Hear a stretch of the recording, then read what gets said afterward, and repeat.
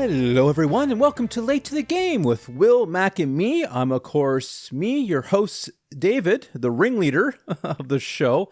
And of course to my right, as always, we have my silent partners, Will and Mac. Thanks for joining. This week we're going to talk about some things and some stuff. For example, we will have the animal of the week. That's exciting. Along with an invention that I discovered recently that might save you a couple of bucks. And last and not least, we're going to check in with today's latest trends. You know, really see what the kids are getting into these days and see what's what. But of course, before we do any of that, we have to check out the tea of the day.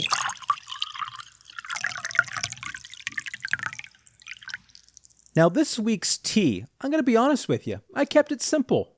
Nothing crazy. Just a very nice blend.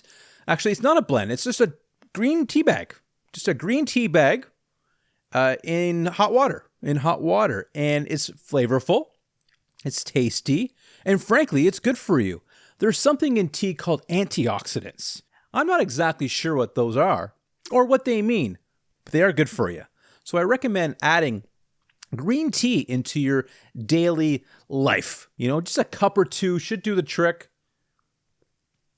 You don't want to let the water quite boil just beforehand, just when it's on just surging. They're starting to bubble a little bit. That's when you want to shut down the water and add that tea bag.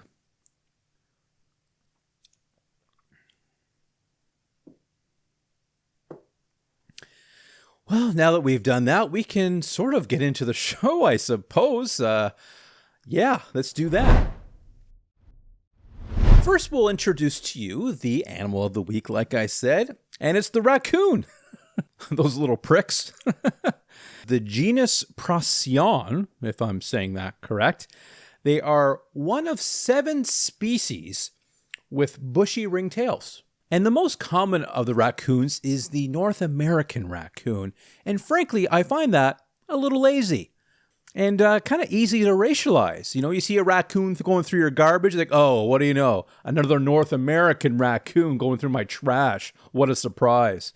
So I'm not a big fan of the name. I think they could have been, a little bit more specific.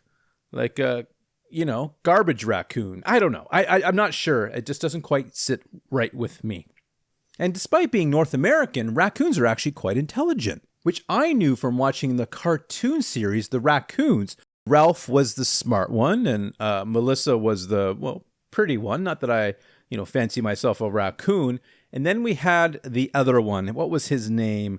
Bert. It was Bert. Bert was the, he was a bit of a troublemaker, but nonetheless, great show. Good Canadian programming.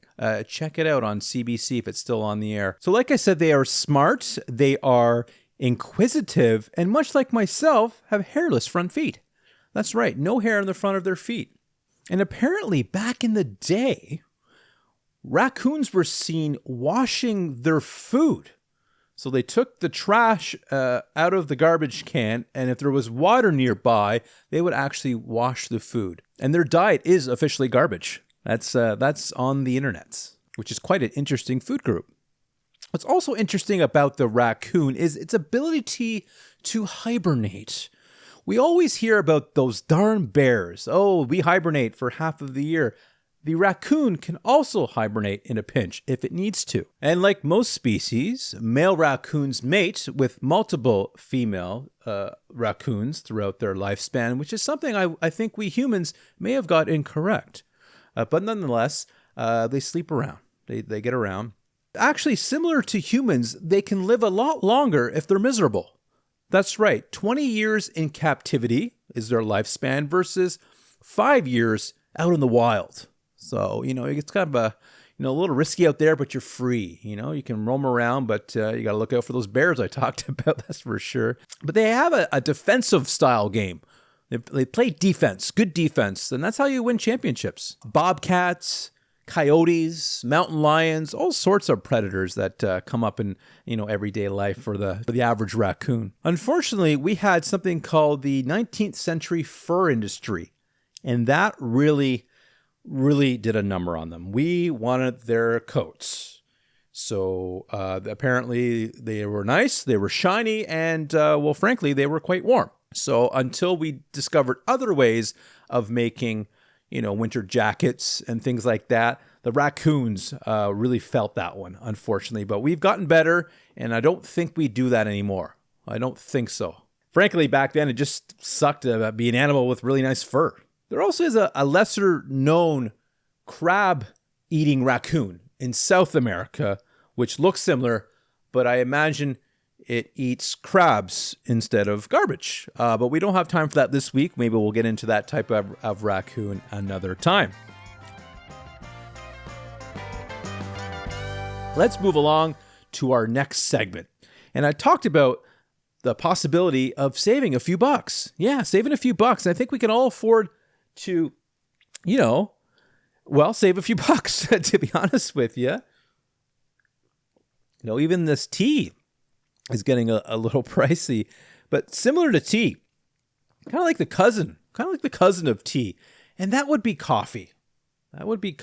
There's a coffee shop pretty much on every corner. You see Tim Hortons, you see Starbucks everywhere. They're really flourishing. Starbucks opening up a bunch of new locations, it seems, all the time, but coffee everywhere. But I noticed that it's not cheap. You're going to have to spend some money if you want to have that cup of joe. So I said to myself, there's got to be a better way than spending all that money on my addiction. I love coffee. I don't think, personally, this is just me, I don't think I could survive without coffee. I would be very miserable, like a raccoon in captivity, actually, to compare that. So I did a little research, and I found something called a coffee machine. Yeah, a coffee machine. And I have one actually here to show you.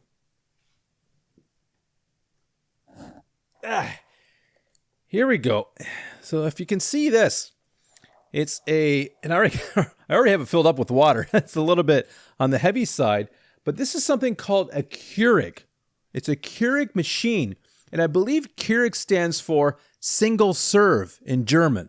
That's right. It's the German word for single serve because it just takes one cup. If you can see here, 1 cup. There you go, 1 cup.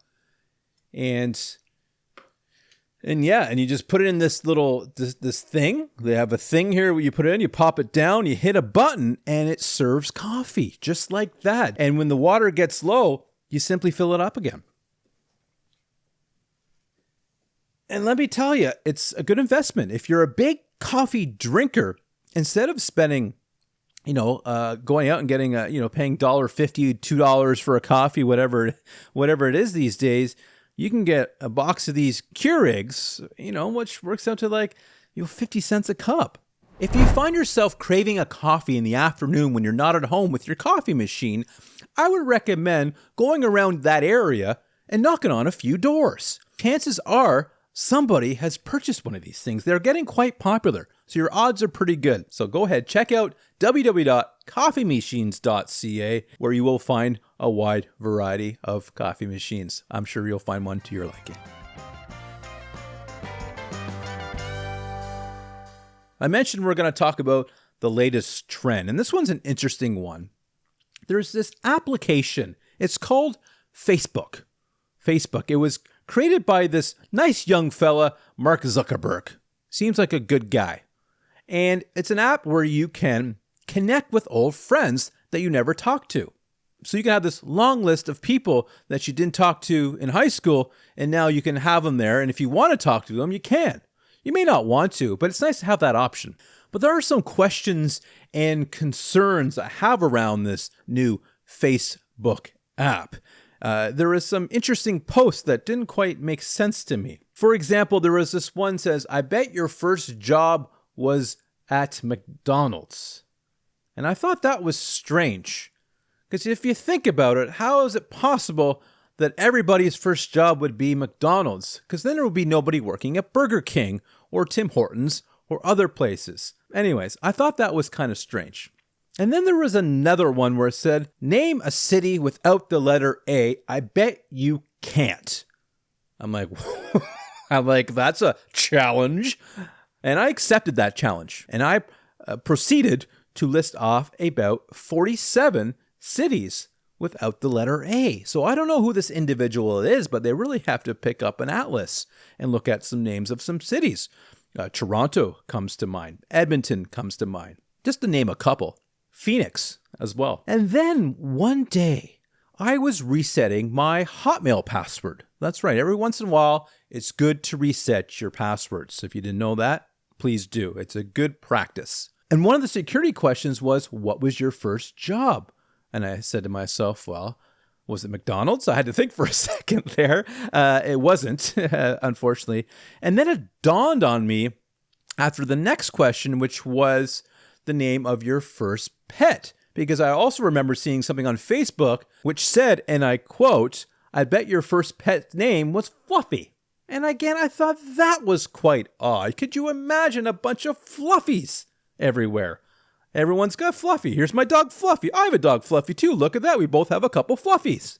So I put it all together and then I said to myself, I think these people might be after your Hotmail password.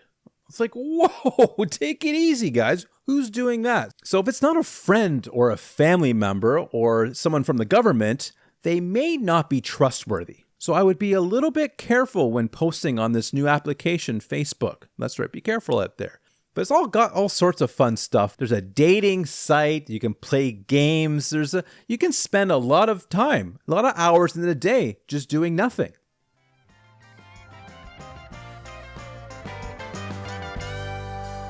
Anyways, I am going to leave the show there. I hope you found this informative. Next week, we have a very special guest. Corey Hart's going to be with us, and he's going to explain to us why he wore his sunglasses at night. That's right. Can't wait. Thanks for joining, folks. Have yourself a lovely day. Bye-bye.